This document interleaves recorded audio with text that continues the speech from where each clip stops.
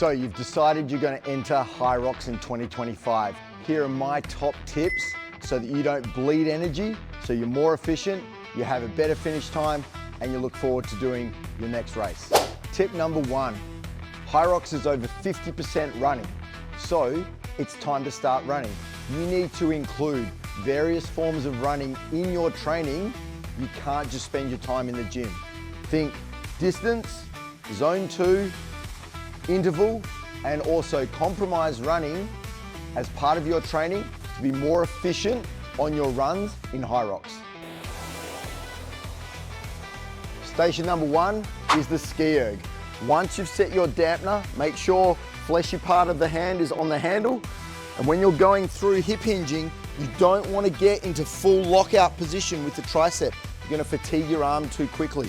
You want to go through about a 75% range of motion. If you go through these big strokes, they're going to take a lot of energy out of you and you're not going to be able to hold your pace for long, and that's going to make you less efficient on your Skierg, station one. Station number two is your sled push. The first thing you want to consider is breaking up the length of the sled track. All right, so we want to go halfway, take a short rest, and then push the next half. When you're pushing your sled, you don't want to be up high, otherwise you're going to make the sled jump up and it's going to be like you're digging a trench.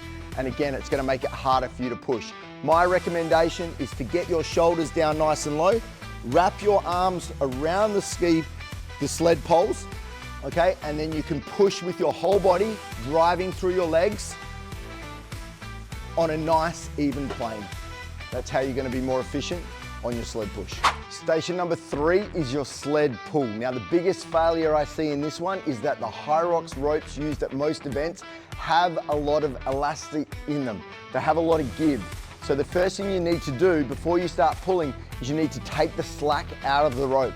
From there, you want to keep your arms as straight as possible. You're going to lean back and you're going to use as much of that 1.5 meters as you can to pull that rope.